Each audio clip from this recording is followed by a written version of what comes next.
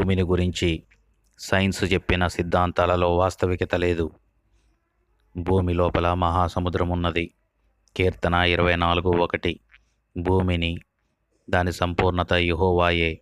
ఆయన సముద్రముల మీద దానికి పునాది వేసెను, ప్రవాహ జలముల మీద దానిని స్థిరపరిచెను.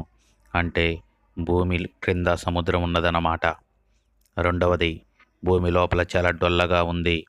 1 సమూయేలు 2:8. ఆయన లోకములను స్తంభముల మీద నిలిపి ఉన్నాడు. అంటే పర్వత పునాదులపై దానిని స్థిరపరిచాడు. కీర్తన 104:3. జలములలో గదుల దూలములు వేసి ఉన్నాడు. భూమి యొక్క అగాధ స్థలములు ఆయన చేతిలో ఉన్నవి. మూడవది, భూమి మొత్తంగా కదులుతుంది, కానీ ఖండాలలో ఎలాంటి కదలిక లేదు. కీర్తన 104:3. భూమి ఎన్నటికీ కదలకుండా దానిని పునాదుల మీద స్థిరపరిచెను, అగాధ జలములను వస్త్రం వలె కప్పెను.